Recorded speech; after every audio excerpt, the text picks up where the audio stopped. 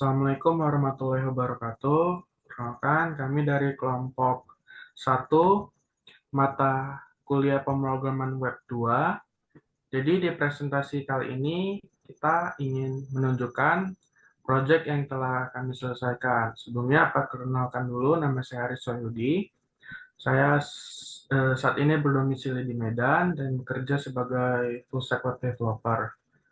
Selanjutnya saya akan memperkenalkan anggota saya, ada Mas Bagus. Mas Agus. Ya, halo Bang. Terima kasih atas kesempatannya. Perkenalkan, saya Agus Padilah. Eh, saya juga bekerja sebagai full stack web developer dan Oke, berdomisili di Depok. selanjutnya ada Bang Joko. Terima kasih, Bang Haris. Perkenalkan, nama saya Joko Supriyono. Saya bekerja sebagai teknisi di kelistrikan. Domisili saya di Purwokerto, Jawa Tengah. Terima kasih, Bang Haris. Selanjutnya, sama-sama Mas. Selanjutnya ada Bang Ujang Kamun. Ya, Assalamualaikum warahmatullahi wabarakatuh. Saya Ujang Kamun, pekerja freelance, berdomisili di Bogor. Demikian. Oke, selanjutnya ada Kak Eka Chelsea Alexandra. Assalamualaikum warahmatullahi wabarakatuh. Perkenalkan, nama saya Eka Syahlas Alexandra, pekerjaan karyawan swasta, domisili Kalimantan Timur. Yang terakhir ada Bang Muhammad Iqbal. Baik, terima kasih. Assalamualaikum warahmatullahi wabarakatuh. Nama saya Muhammad Iqbal, domisili di Bogor, pekerjaan wira swasta. Oke Bang, kita bisa lanjut ke halaman berikutnya. Jadi, proyek kali ini kami membuat aplikasi yang bernama Asia Edu. Asia Edu merupakan platform pembelajaran interaktif yang dirancang untuk memberikan pengalaman belajar yang komprehensif. Pengguna dapat bergabung dengan berbagai kelas yang tersedia, mengikuti kursus yang disusun oleh para ahli di bidangnya. Selain itu, platform ini juga memungkinkan pengguna untuk membuat artikel yang dibagikan dengan komunitas pembelajar lainnya, memperkaya pengetahuan bersama. Selanjutnya akan dibahas oleh Bang Agus. Oke, untuk selanjutnya adalah timeline dari proyek ini sendiri ya. Untuk step pertama, kita pastinya diskusi dan planning terlebih dahulu. Itu kita lakukan selama kurang lebih 1 hari di tanggal 23 bulan Juli. Lalu untuk step kedua yaitu development dari tanggal 24 hingga tanggal 2 bulan Agustus, dan yang ketiga yaitu tahap testing, yaitu dilakukan pada tanggal 3 Agustus 2024, dan step keempat yaitu selesai terakhir di mana video ini dibuat. Oke, selanjutnya. Nah, adapun fitur-fitur yang dimiliki oleh Asia Edu ini terbagi menjadi 4 ya. Yang pertama ada forum. Di sana itu merupakan bangun dan libatkan komunitas Anda sendiri, yaitu di mana setiap pengguna dapat terlibat dalam diskusi. Nah, selanjutnya ada rating. Nah, di rating ini kita bisa melihat feedback pada konten seperti likes, komentar, dan review. Nah, lalu selanjutnya ada prasyarat. Nah, dalam fitur prasyarat ini untuk eh, salah satunya contohnya untuk mengakses kursus lainnya itu perlu kursus lain sebagai prasyaratnya.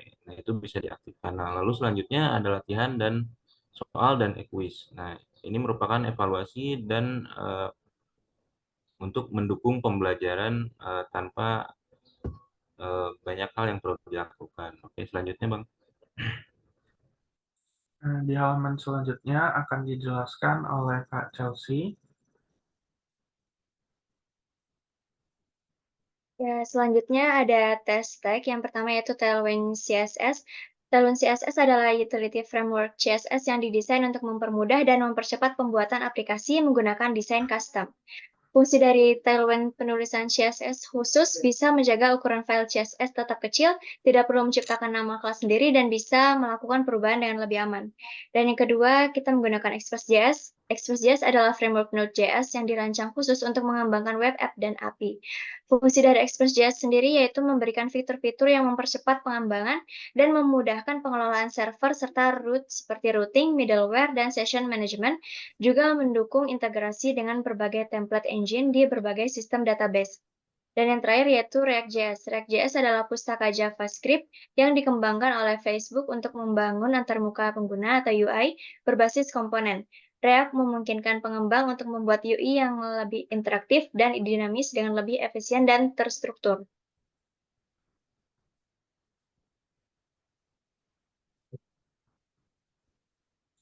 Oke, selanjutnya akan dijelaskan oleh Bang Joko.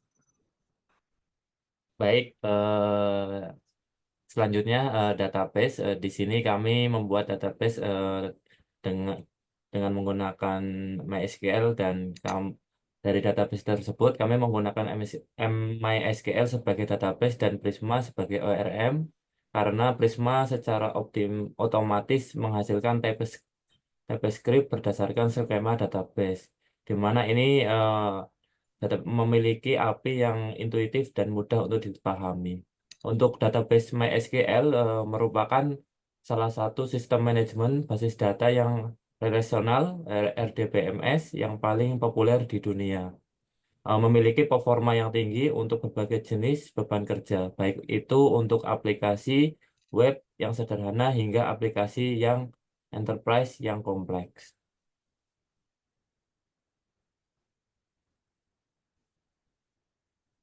Oke, Uh, sel- Selanjutnya lanjut, juga Mas. pada demo nanti juga dibuat beberapa akun, di mana di sini ada akun admin, user, dan halaman login.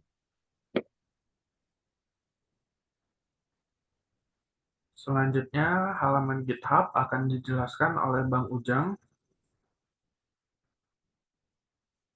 Baik, terima kasih. Di sini kami menggunakan GitHub yang pertama sebagai manajemen kode sumber, sebagai tempat menyimpan dan mengelola kode di repositori GitHub. Yang kedua, sebagai kolaborasi, tempat tim bekerja sama pada proyek, melacak perubahan, dan menggabungkan kontribusi dari setiap individu yang ikut berpartisipasi dalam pengembangan proyek. Lalu yang ketiga ada version control, yaitu sebagai pengelolaan versi kode. Melacak perubahan pada kode sumber proyek, branching dan merging, yaitu membuat berbagai cabang branch dari kode utama, main, atau master. Selanjutnya, halaman ini akan dijelaskan oleh Bang Ujang. Oke, terima kasih. Di sini saya akan menjelaskan tentang deployment project atau tentang project, yang mana di sini kita dengan asiaedu.vercel.app dengan menggunakan hosting AWS, yang mana AWS ini adalah Amazon Web Service, adalah cloud yang paling lengkap dan diadopsi secara luas di dunia, menawarkan lebih dari 200 layanan berfitur lengkap dari pusat data secara global.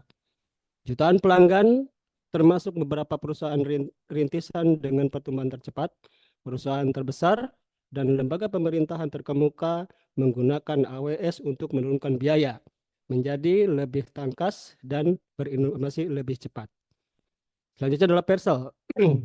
Vercel adalah perusahaan di balik pengembangan Next.js. Sebelumnya, Vercel dikenal sebagai Z, dan fokus utamanya adalah menyediakan hosting untuk aplikasi Node.js. Namun, sejak saat ini, Vercel telah berkembang menjadi platform cloud untuk situs statis dan fungsi tanpa server, yang menawarkan fitur-fitur seperti CDN Global, domain custom, dan HTTPS otomatis. Intinya, Vercel adalah platform cloud untuk situs statis dan fungsi tanpa server. Platform ini memungkinkan pengembang untuk membangun dan menyebarkan proyek web dengan mudah. Dengan Vercel dapat menyebarkan proyek ke cloud dan mendapatkan CDN global, domain custom, dan HTTPS otomatis. Vercel menawarkan cara cepat dan mudah untuk menyebarkan proyek web dengan penskalaan otomatis dan dukungan untuk teknologi web modern seperti fungsi tanpa server. Next. Oke, selanjutnya kita akan melakukan demo untuk Project Asia Edu ini. Baik, jadi ini adalah tampilan websitenya. Ini adalah landing page-nya.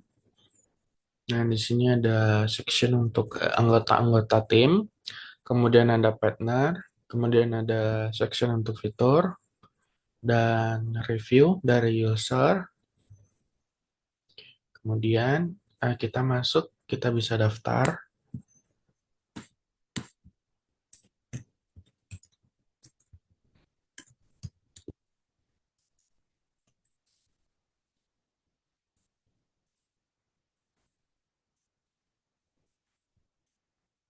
Ini halaman loginnya, kemudian kita bisa masuk. Nah, kita kembali ke landing page, kita bisa klik dashboard. Nah, jadi ini adalah homepage dari halaman user. Di sini ada statistik, berapa kelas, pengguna aktif, artikel, dan komentar. Ini ada review user juga, pengguna.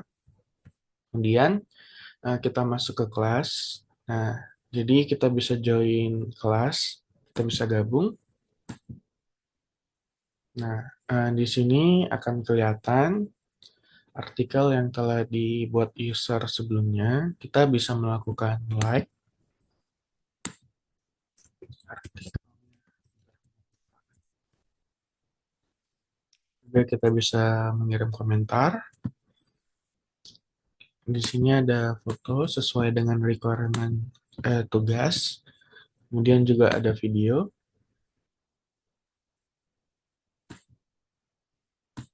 Maka itu bisa, itulah jelasannya, yaitu tergantung penjumlahan, pengurangan dan sebagainya kita Oke. bisa. Namun ini hanya Kemudian kita masuk ke sisi adminnya.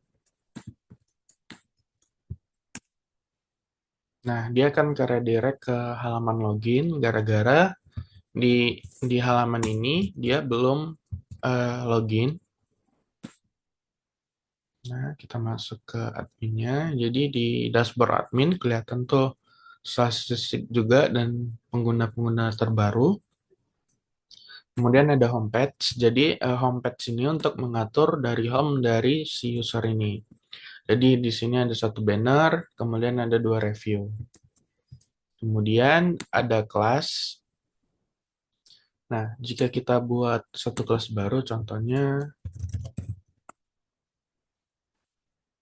IPA, kita bisa download gambarnya di Google.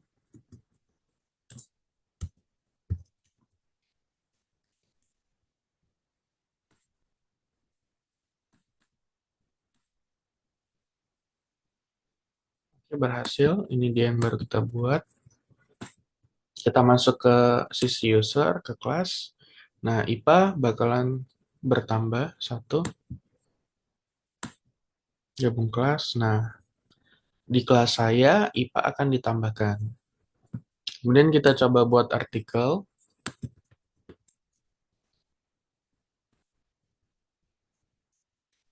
Nah, di sini inputnya menggunakan CK Editor. Jadi, user bisa membuat apapun yang dia mau. Kemudian ada media URL, bisa berupa video atau gambar. Dan dokumen pastinya. Kemudian kita bisa submit. Nah, berhasil membuat artikel menunggu verifikasi admin. Sesuai dengan requirement juga, jadinya artikelnya tidak akan ditambahkan, harus menunggu verifikasi dari admin. Kita bisa buka di sisi admin, di artikel. Nah, dibuat oleh Rudy, no like, no comment, dibuat pada hari ini. Dengan judul tes artikel. Kita bisa accept statusnya supaya di sisi user bisa kelihatan langsung mengubah artikel dan buttonnya juga berubah. Nah, kita bisa refresh. Nah, ini dia yang yang baru kita buat tadi. Bisa dilanjut, Mas? Nah, mungkin presentasi kami cukup sampai di sini. Assalamualaikum warahmatullahi wabarakatuh. Waalaikumsalam warahmatullahi wabarakatuh.